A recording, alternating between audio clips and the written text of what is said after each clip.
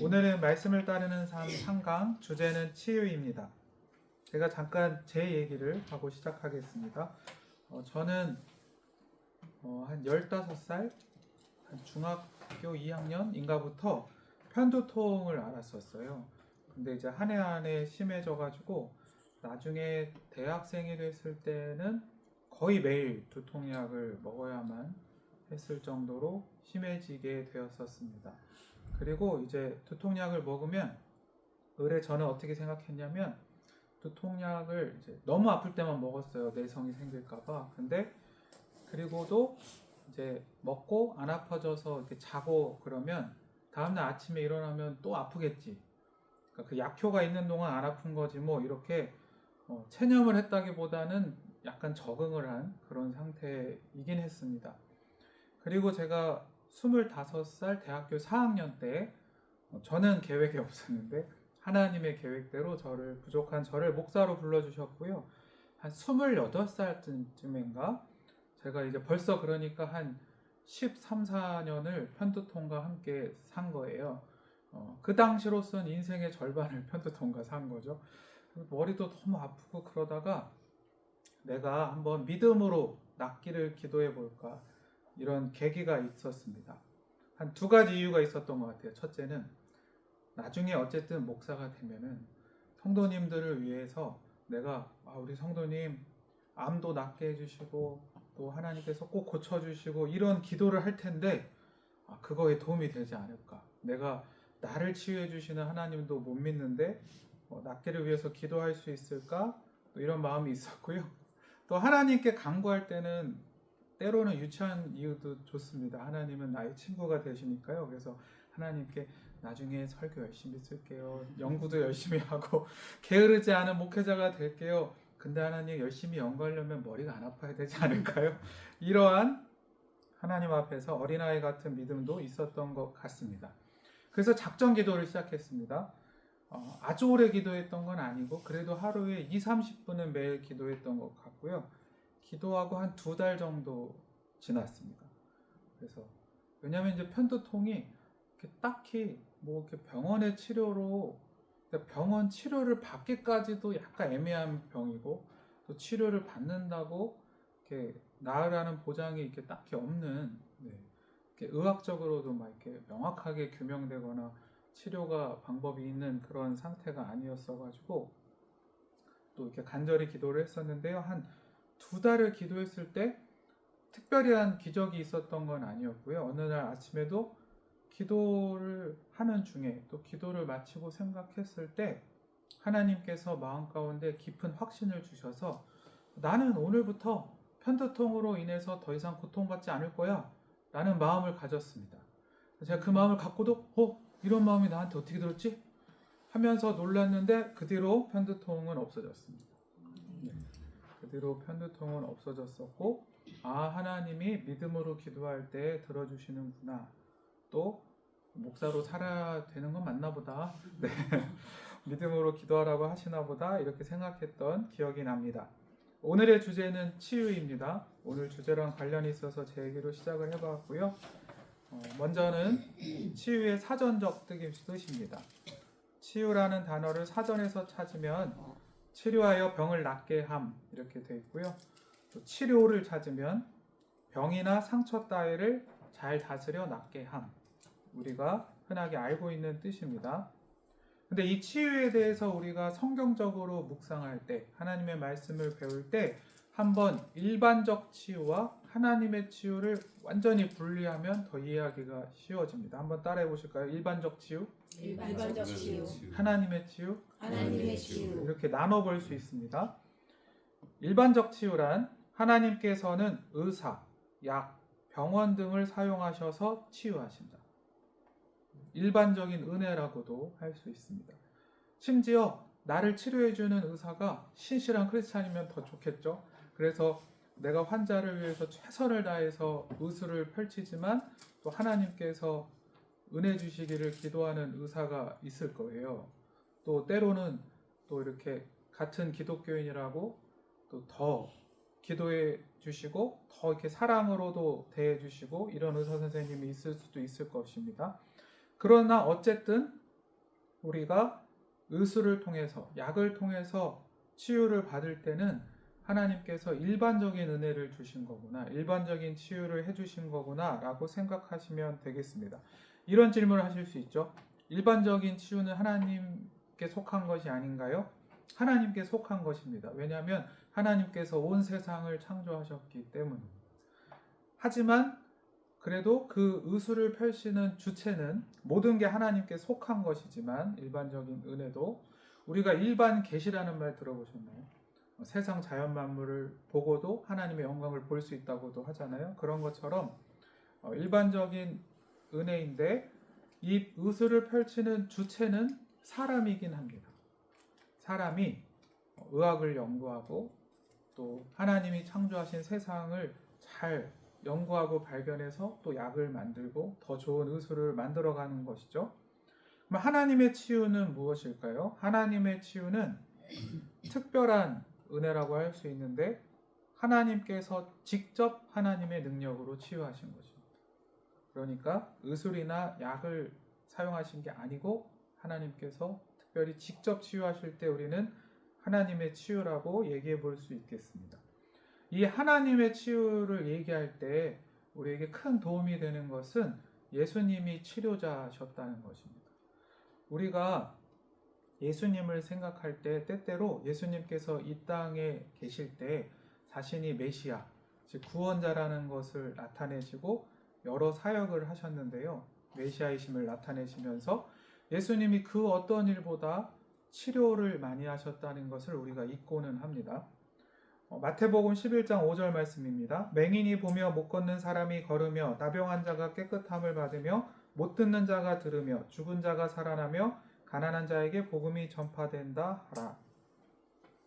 이 마태복음 11장 5절 말씀은 세례 요한이 이 세상 누구보다 사실 예수님이 하나님의 아들이요 구원자였다는 것을 알아보았던 세례 요한이 큰 시험에 들었었죠. 감옥에 갇혀 죽게 된 일이 있었습니다. 그때 한번 시험에 들었었는지 예수님이 정말 메시아가 맞는지를 자신의 제자들을 예수님께 보내서 물어보는 일이 있었습니다. 그때 그 요한의 제자들에게 예수님이 너가 예언했었고 또 너가 소망했었던 메시아가 맞다는 것을 이렇게 답변해 주신 겁니다. 예수님이 내가 하나님의 아들 구원자 메시아가 맞단다라는 말을 뭐라고 하셨냐면 풀어서 맹인이 보며 못 걷는 사람이 걸으며 나병한 자가 깨끗함을 받으며 못 듣는 자가 들으며 죽은 자가 살아나며 가난한 자에게 복음이 전파된다 하라. 다시 말해 하나님 나라의 복음을 전하는 사람, 아픈 자를 치유하시고 돌보시는 인자가 메시아가 맞다라고 하신 거예요. 그러니까 예수님의 메시아라는 정체성 안에 치유가 있구나. 이걸 우리가 잊어서는 안 되겠습니다. 그리고 치유는 믿음하고 관련이 있습니다. 이런 질문을 해볼 수 있습니다. 사실 우리가 마음속으로도 많이 하는 질문인데요. 우리가 성경의 증언을 보지만 초대교회에는 많은 병자들의 치유가 있었습니다. 예수님 때 그랬다는 거는 예수님이시니까 이렇게 넘어갈 수 있는데, 사도행전에서도 예수님의 제자들이 꼭 12사도뿐만 아니라 사도 바울뿐만 아니라 그 초대교회 수많은 성도들에게 예수님의 능력으로 치유하심을 받는 일들이 수없이 많았다는 것을, 그리고 역사적 문헌들을 봐도 한 3세기까지 그리스도인들에게 병든 자들의 치유가 많이 있었다는 것을 우리는 접하게 됩니다. 근데 현대 교회에서, 물론 우리가 간증을 통해서 TV에서 보기도 하고 유튜브에서 보기도 하고, 같은 교회 내에서도 우리가 함께 중보기도 하고 했을 때 어느 권사님이 하나님의 은혜로 또 우리 담임 목사님 기도를 받았을 때 이러이러한 치유가 있었다는 간증을 종종 듣곤 합니다. 그러나 초대교회 때와 비교했을 때 아주 적어진 것을 우리가 인정하게 되죠. 극히 드물다는 것을. 그러면 이런 질문을 하는 것입니다. 우리도 왜 현대에서는 치유가 적었을까요? 두 가지 이론이 있습니다. 첫째는 원래 치유는 초대교회에 많이 나타나고 나중에 의학이 발달된 후에는 없어지는 것이 자연스럽다. 이런 주장을 하는 신학적 이론을 주장하는 사람들은 방언이나 성령의 은사들을 대체로 이렇게 설명하는 경향이 있습니다. 초대교회 때 많이 나타났었고 갈수록 적어지는 것이 맞는 것 같다 이렇게 주장을 한다는 겁니다.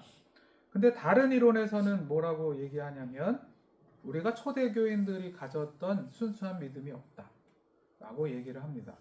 두 번째 입장의 근거는 예를 들면 두 번째 입장을 주장하는 신학자들은 평양대부흥과 같은 사례도 근거가 됩니다. 한국 교회가 초기에 정말 뜨거운 성령의 부흥의 시기가 있을 때 우리나라에 기적이 많았다고 하거든요. 이제 막 정말 성령의 압도적인 은혜로 자신의 죄를 막 고백하고 뭐 삭개오처럼 뭐 어느 장로님이 막 재산을 반을 하나님 앞에 회개하면서 뭐 교회 건축에 쓰고 앞으로는 더 정직하게 하나님을 위해서 살겠다 이러한 헌신을 하기도 하고 많은 병든 자들이 고침을 받기도 하고 이런 일이 있었는 걸로 보아서 하나님이 순수한 믿음이 있으면 지금도 역사하실 수 있다라고 주장하는 이론이 있습니다. 저는 두 번째가 더 맞다고 생각하는 편입니다. 그렇게 생각할 때에는 치유는 믿음과 관련이 있다고 생각할 수 있습니다. 그럼 첫 번째로 불신앙이 뭐냐를 고민해 봐야겠죠. 마태복음 17장 19절에서 20절 말씀입니다. 이 말씀은 한 아버지가 아픈 아들, 귀신 들렸다는 표현을 쓰기도 하는데요. 사복음서에 따라서 몹시 아파 거의 죽게 된 아들을 치유받으러 왔을 때에 먼저 그 당시 예수님은 다른 곳에 계셨습니다. 그래서 제자들이 이미 그 전에 예수님께서 권세를 주셔서 귀신을 쫓아내고 병자를 고친 적이 있었어요. 그래서 이번에도 이렇게 기도하면 낫겠지 하는 마음으로 치유를 시도했는데 안 난 거예요. 그리고 나중에 예수님이 와서 고쳐주셨어요. 그래서 그 제자들이 떨리는 마음으로 나머지 공부인가요? 예수님께 가가지고 예수님 왜 저희는 못 고쳤을까요? 라고 했을 때 예수님이 하신 답변입니다. 마태복음 17장 19절에서 20절 말씀. 이때에 제자들이 조용히 예수께 나와 이르되 우리는 어찌하여 쫓아내지 못하였나이까? 이르시되 너희 믿음이 작은 까닭이니라. 진실로 너희에게 이르노니 만일 너희에게 믿음이 겨자씨 한 알만큼만 있어도 이 산을 명하여 여기서 저기로 옮겨지라 하며 옮겨질 것이요 또 너희가 못할 것이 없으리라. 아멘. 주님께서는 믿음을 가지라고 권면하시는 겁니다. 그렇다면 이 예수님의 제자들 사례에서는 믿음이 없었던 것이 곧 불신앙이 치유를 경험하지 못했던 이유라는 것을 우리가 확인할 수 있고 우리도 그럴 수 있다는 것을 인정해야 할 것입니다. 다시 말하면 주님은 믿음을 보신다는 겁니다. 이거를 좀 더 쉽게 설명하면 기도할 때 때로는 하나님을 신뢰하는 건 좋습니다. 하나님은 선하신 분이고 내 기도를 듣고 계시고 하나님께는 불가능이 없다. 근데 이제 책임을 오직 하나님께만 둘 때가 우리가 있어요. 물론 능력은 아시는 것처럼 절대 우리로부터 나오는 것이 아닙니다. 모든 능력은 하나님께로부터 나오는 것은 맞는데 우리가 믿음의 책임까지 하나님께 돌릴 때가 있습니다. 그거를 잘 보여주는 말씀이 마가복음 9장 23절에서 24절 말씀입니다. 사실 똑같은 내용의 말씀을 마가복음에 기록한 것이고 이것은 이제 제자들의 입장이 아니고 그 아버지가 이제 제자들이 못 고치고 막 어쩔 줄 몰라 하다가 예수님이 딱 오셨을 때 그 아버지가 예수님에게 뭐라고 했냐면 사실 우리도 이렇게 기도할 때가 많기 때문에 저도 그렇고 찔리셔야 되는데 할 수 있거든. 이게 이제 예수님에게 책임을 넘겨.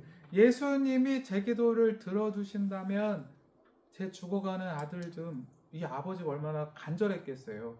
그럼에도 하나님이 주님이 예수님이 하실 수 있으면 제 아들 좀 살려주세요 라고 했을 때 마음을 꿰뚫어 보시는 예수님이 이렇게 답변하셨습니다. 마가복음 9장 23에서 24절 말씀입니다. 예수께서 이르시되 할 수 있거든이 무슨 말이냐?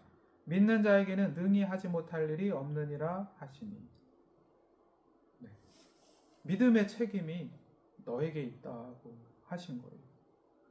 24절은 곧 그 아이의 아버지가 소리를 질러 이르되 내가 믿나이다 나의 믿음 없는 것을 도와주소서 하더라.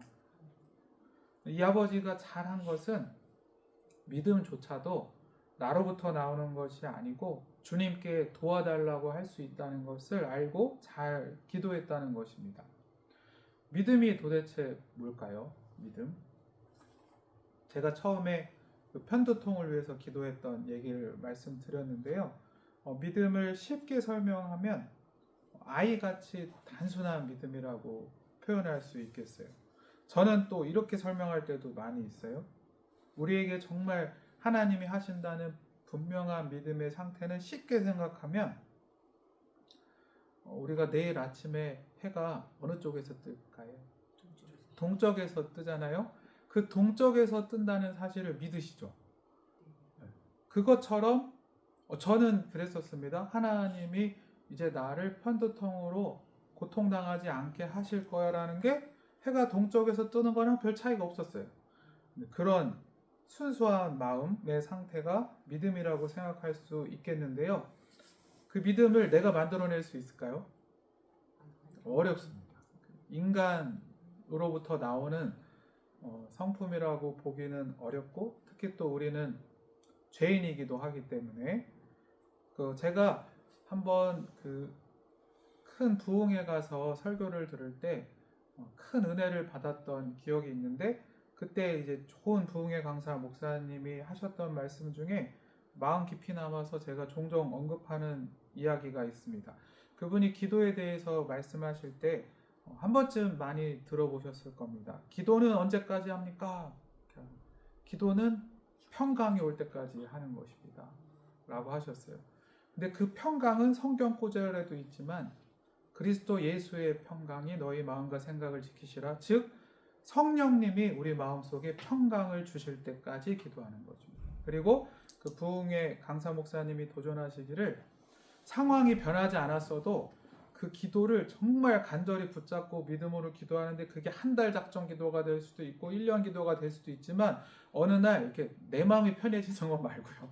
이제 됐어. 다음 달이면 이제 회사가 잘 풀리게 생겼네. 이런 평안이 아니고 상황은 변한 게 없는데 어느 순간 하나님이 나에게 세상에 줄 수 없는 게 성령님만 주시는 평강이 가득한 거예요. 상황은 내 아들은 가망이 없어요. 내가 보기에는 내 자녀는 답답하기만 해요. 내가 보고 어제까지는 내가 배우자 기도를 할 때 저 인간이 예수 믿을까 이 생각만 했어요. 근데 어느 날 그걸 작정 기도하다가 하나님이 깊은 성령님이 주시는 평강이 오면 이미 응답이 올 거라고.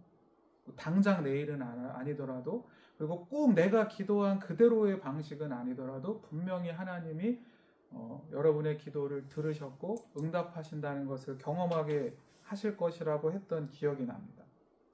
믿음도 마찬가지입니다. 그러니까 여기서 말하는 믿음은 하나님이 내 치유에 대한 기도를 듣고 계시고 낫게 하실 거다. 그게 나일 수도 있지만 내 가족일 수도 있어요. 기도를 할 때 성령님이 내 마음에 믿음을 주시는 거예요. 그 믿음을 말한다고 보시면 되겠습니다. 4번, 몸을 중요하게 생각하시는 주님. 또 우리가 이 믿음을 가지려고 할 때 은혜를 주는 말씀이 있습니다. 고린도전서 6장 13절 하반절에 무슨 말씀이 있냐면 몸은 음란을 위하여 있지 않고 오직 주를 위하여 있으며 주는 몸을 위하여 계시느니라 라는 말씀이 있습니다. 주님이 우리 몸을 위하여 계신다라는 말씀입니다. 이사야 53장 4절에서 5절 말씀입니다. 이 말씀은 예수님에 대한 예언이기도 하죠. 이사야 선지자가 우리를 위해 이 땅에 오시는 메시아가 어떤 분이신지를 예언한 말씀입니다. 그는 실로 우리의 질고를 지고 우리의 슬픔을 당하였거늘.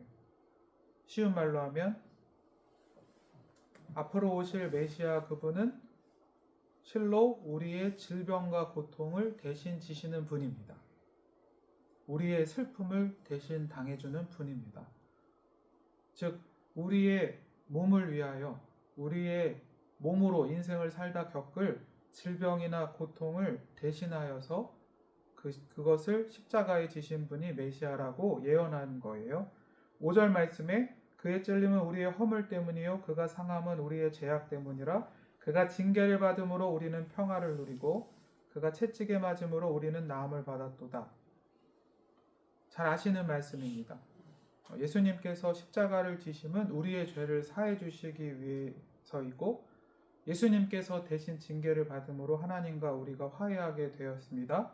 그리고 예수님께서 십자가의 채찍에 맞아 주심으로 우리가 인생을 살면서 겪는 고통, 특별히 아픔, 질병에 대해서 너희를 낫게 하겠다라고 약속하셨다는 것입니다. 고린도전서 6장 19절부터 20절 말씀에는 특별히 이 몸에 대해서 또 은혜로운 말씀이 있는데요. 너희의 몸이 성령의 전이다라는 말씀을 하십니다.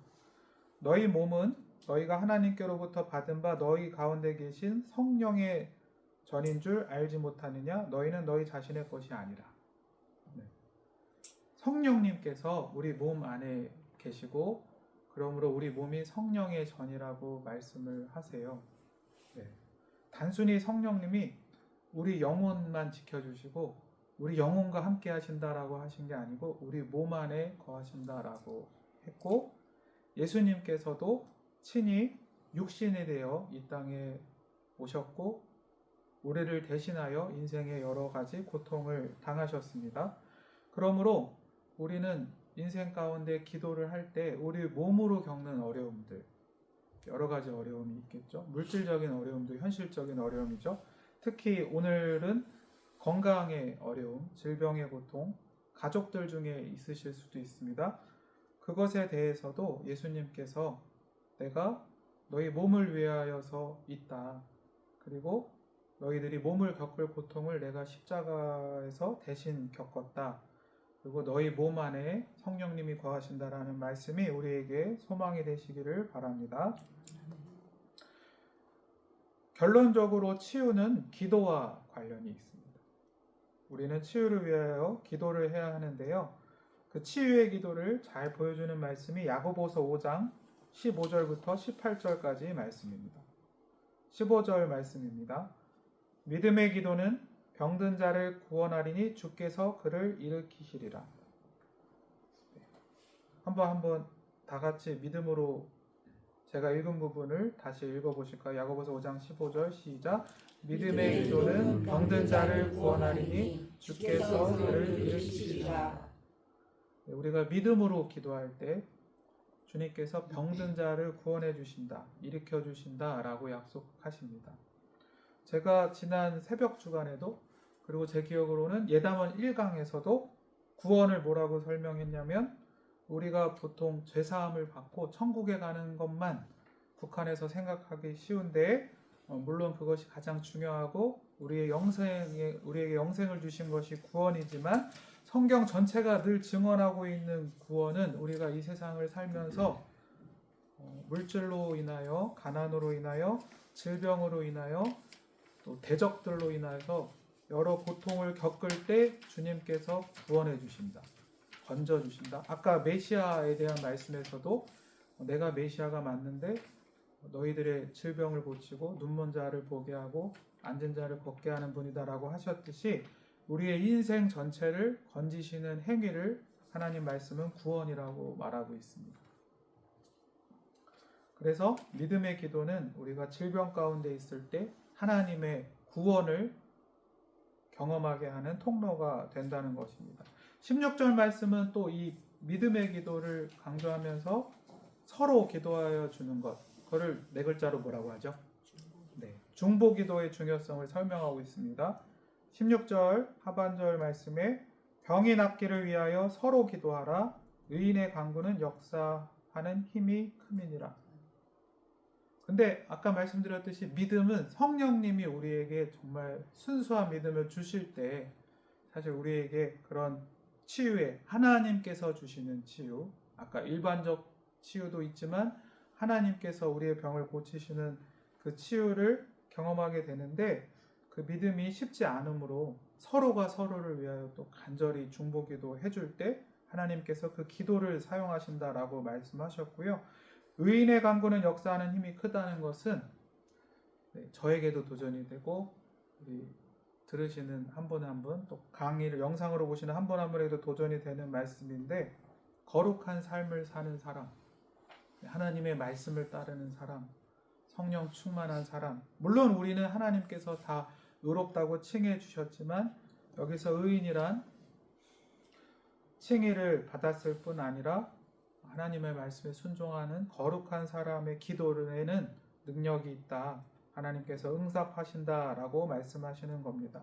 마지막으로 17절에 엘리야의 기도를 들어서 우리에게 도전하십니다. 엘리야는 우리와 성정이 같은 사람이로되, 쉬운 말로 하면 제발 부탁이야, 엘리야는 너희랑 똑같은 사람이란다. 똑같은 인간이란다. 하지만 그가 믿음으로 기도했을 때 비가 멈추기도 했고 3년 6개월 동안 멈추기도 했고, 그리고 하나님께서 다시 기도하라고 해서 엘리야가 간절히 7번 기도했죠. 6번은 심지어 기도가 실패했습니다.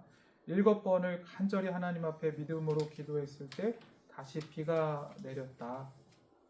너희가 엘리야와 똑같은 사람인데 엘리야처럼 믿음으로 거룩하게 기도하면 너희의 병을 고쳐줄 것이다. 이 야고보서 5장 이어지는 말씀이거든요. 라고 말씀하신 거라고 보면 되겠습니다. 오늘 강의를 준비하면서 부족하지만 제가 23년부터 교구 목사로 살고 있는데요. 교구 목사로 살 때는 아시겠지만 건강에 대한 기도 제목을 많이 받습니다. 성도님들 한 분 한 분의 질병에 대한 기도 제목을 많이 받아요. 사실 오늘도 오늘 강의를 치유로 하길 잘했다는 생각이 든 것이 아까 저녁 5시쯤에 오후 5시쯤에 허리 디스크가 파열돼 가지고 수술을 받으셨는데 참 힘들다라는 기도 제목을 부탁하신 통화가 있었어요. 받고 같이 기도하긴 했는데요. 이렇게 말씀으로 유도해드리고 같이 기도를 했는데 이렇게 건강에 대한 기도 제목이 많이 있습니다. 또 나에게 있을 때도 있고 또 양가 부모님에게 특히 한 분이라도 있으실 때가 많고 또 마음 아프지만 또 배우자에게 있을 때가 있고 또 저도 참 목사로 살면서 이렇게 마음이 아플 때가 또 자녀들에게 있을 때도 있어요. 저희 교구에도 뭐 한 주에 몇 번을 이렇게 투석 치료하고 있고 막 이식을 기다린다는 이렇게 젊은 자녀에 대한 기도 제목도 말씀해 주시기도 해요. 근데 오늘 말씀이 우리에게 소망이 되기를 원합니다. 아멘. 하나님께서는 오늘날에도 하나님은 우리를 구원하시는 분이고 우리가 믿음으로 기도하기를 기다리시는 분이고 예수님께서 이 땅에서 수많은 병자들을 그냥 지나치지 않으시고 돌보아 주셨던 것처럼 늘 우리를 돌보시고 고쳐주시기를 원하시는 분이라는 것을 잊지 마시고 또 내가 더 믿음이 생길 때까지 하나님이 정말 내가 너의 기도가 조금 부족해도 거의 엘리야의 기도 같다 이렇게 칭찬하시면서 너의 기도를 통해 내가 너의 가족의 질병을 또 너와 함께 신앙생활하는 지체들, 구역 식구들 이렇게 중보기도 할 때 내가 네 기도를 통해서 또 병을 고쳐 주었다. 이러한 믿음의 역사를 또 많이 경험했으면 좋겠습니다. 정말 마지막으로 오늘 치유에 대해서 얘기했지만 이 기도의 원리는 우리가 그러니까 인생을 살면서 겪는 고통에 다 해당이 되는 거예요. 자녀가 마음대로 안 됩니다. 올해 불경기라고 하는데 때때로 직장이나 사업이 내 힘으로만 안 된다 우리가 많이 알고 있어요. 그러면 같은 원리겠죠? 일반적인 은혜로 우리가 기도할 때 하나님이 일하실 때가 있어요. 하나님은 사람을 통해서도 일하시고 환경을 통해서도 일하시고 나를 도울 사람을 보내. 근데 하나님이 우리가 이미 경험해 본 적이 있잖아요. 이건 정말 하나님이 역사하셔서 된 거다. 이런 일들이 또 치유뿐만이 아니라 올 한 해 기도하실 때 우리의 믿음의 기도를 통하여 인생의 많은 문제 가운데 간증이 넘쳐나시는 우리 모두가 되시기를 소망합니다.